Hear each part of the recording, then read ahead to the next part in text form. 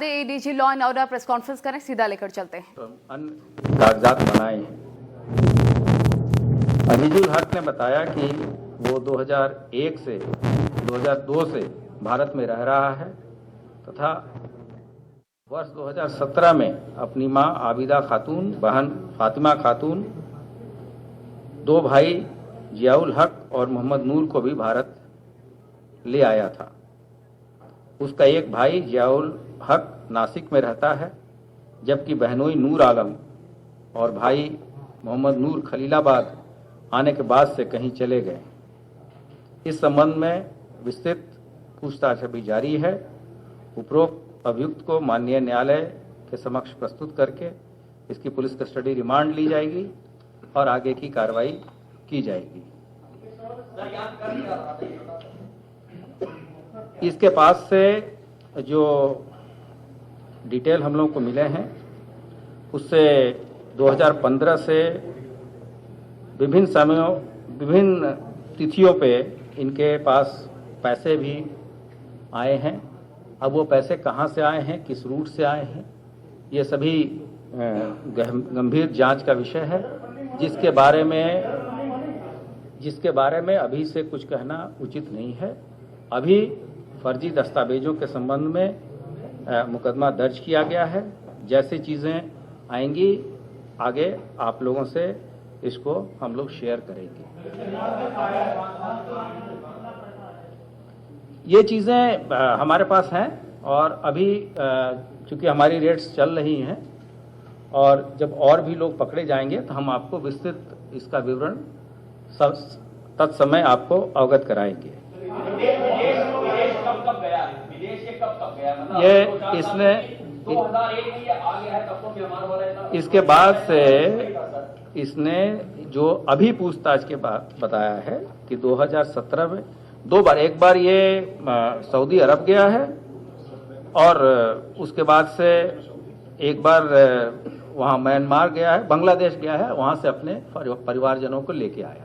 इस तरीके से कितने लोग जो अवैध रूप से उनके यहाँ रह रहे हैं कुछ चिन्हित हो पाए कि कॉन्टैक्ट नंबर से बातचीत करने हो? ये जो इसके पास से फोन इत्यादि मिले हैं, इनकी पूरा गहन परीक्षण किया जा रहा है। अभी कोई भी चीज पूर्ण रूप से कहना या कमिट करना जल्दीबाजी होगी। जैसे अभी चीजें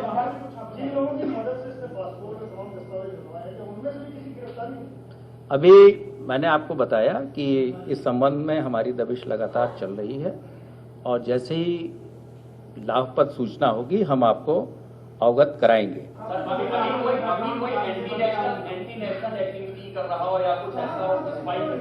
नहीं, अभी तो जो चीजें इसके पास से मिली है उस संबंध में विदेशी अधिनियम और पासपोर्ट अधिनियम के तहत हमने मुकदमा दर्ज किया है। बद्री आलम एक वहाँ संत कबीर में रहने वाले व्यक्ति हैं, जिनके बच्चे हैं, जिनके थ्रू जैसा इसका कहना है ये आया। नहीं, वो तो छोटा मोटा काम करते हैं, कोई ऐसा जूनियर इंजीनियर के नाम की चर्चा नहीं, ऐसी कोई ऐसी नाम का एक आदमी उठाया गया, उसके भाई ने कहा 100 में ले गए। ऐसा कोई नहीं है। जब चीजें होंगी हम आपको, मैंने आपको इसमें स्पष्ट रूप से बताया कि अन्य लोगों के लिए दबिश चल रही है, लोग मिलेंगे, हम समय पे आपको पूरी चीजें, अगर बहुत सारे जनपदों में चल रही है, पूछने के बाद से लगातार चीजें आ रही हैं। जैसे तो संत कबीर नगर में ही हम लोगों ने दबिश दी, अन्य जनपदों में भी दबिशें हमारी चल रही है। हम अगर ऐसी बात होगी दूसरे राज्यों में भी हम दबिश भेजेंगे।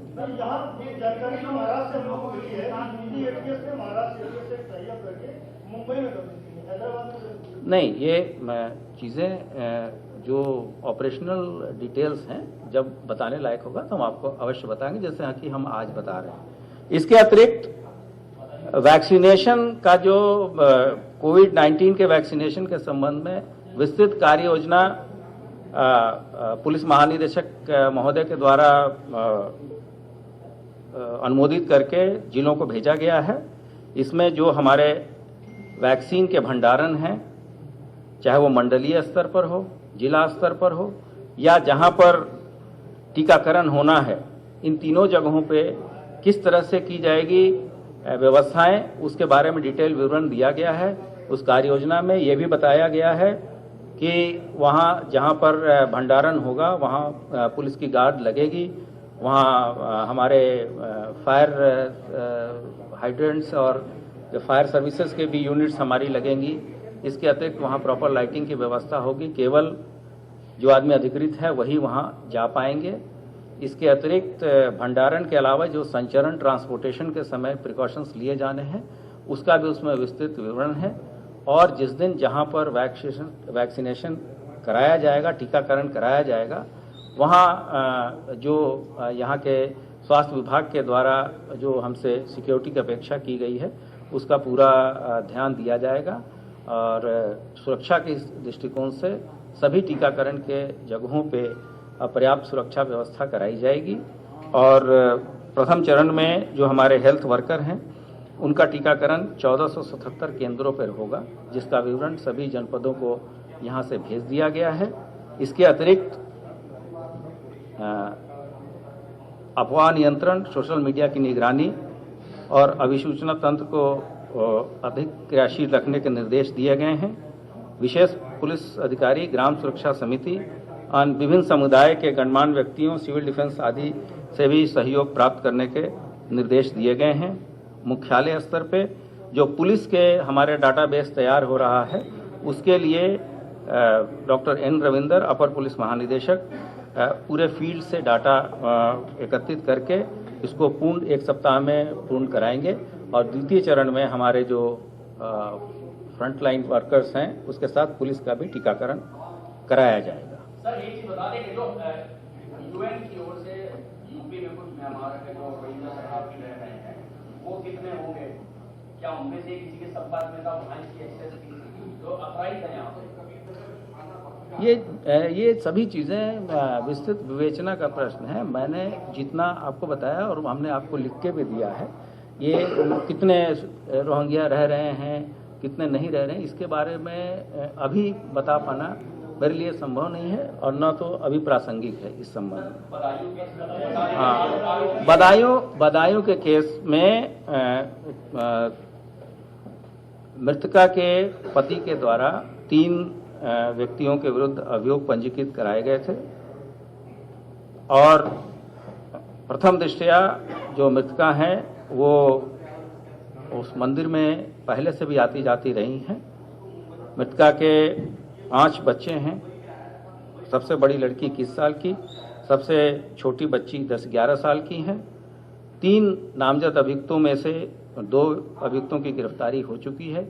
एक मुख्य अभियुक्त अभी फरार है, जिस पे कि इनाम घोषित किया जा चुका है और आज एडीजी बरेली जोन वहां मौके पे गए थे। उनकी जब आख्या प्राप्त होगी तो उस पर अग्रिम कार्रवाई की जाएगी। प्रारंभिक तौर पे एसपी ने वहां के प्रभारी निरीक्षक को दोषी पाया है और उसके लिए उसे तत्काल प्रभाव से निलंबित किया गया है। इसके अतिरिक्त वहाँ के डीएम, वहाँ के एसपी और सीएमओ ने स्वयं विस्तृत प्रेस वार्ता की है, जिसमें उन्होंने पूरे घटना और जो चोटें महिला को आई हैं उस संबंध में सबको अवगत कराया है।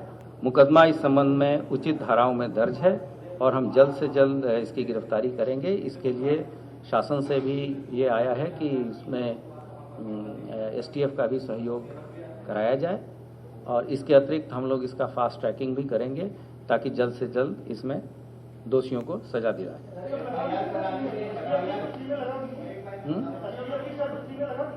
क्या चीज? हाँ, गिरफ्तारी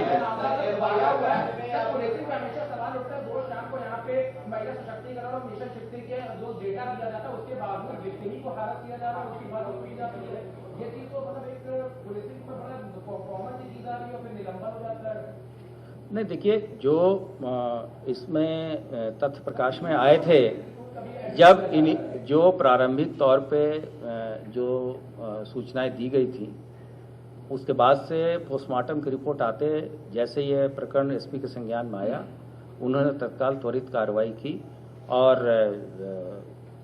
तात्कालिक रूप से कार्रवाई न करने के दोषी पाए जाने पर इंस्पेक्टर को भी निलंबित किया गया है और 2 अभियुक्तों की गिरफ्तारी जैसे ही सूचना मिली है कर ली गई है। आगे की कार्रवाई भी की जाएगी। जो फरार अभियुक्त है उस पे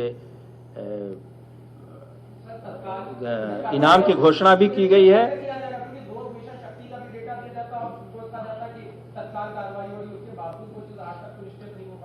ये घटना दुर्भाग्यपूर्ण है, लेकिन जब घटना होने के बाद से कार्रवाई का जो प्रक्रिया है वो विधिक तरीके से कराई जा रही है।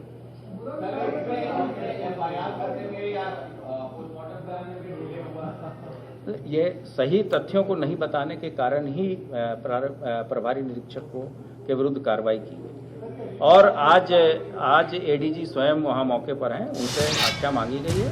अगर आगे तमाम महत्वपूर्ण बातें एडीजी लॉ एंड ऑर्डर कहते हुए नजर आ रहे थे। वैक्सीनेशन को लेकर क्या कुछ तैयारियां हैं, कैसे प्रशासन मुस्तैद है, इसके बारे में जानकारी देते हुए एडीजी नजर आ रहे थे। रुकेंगे छोटे से ब्रेक।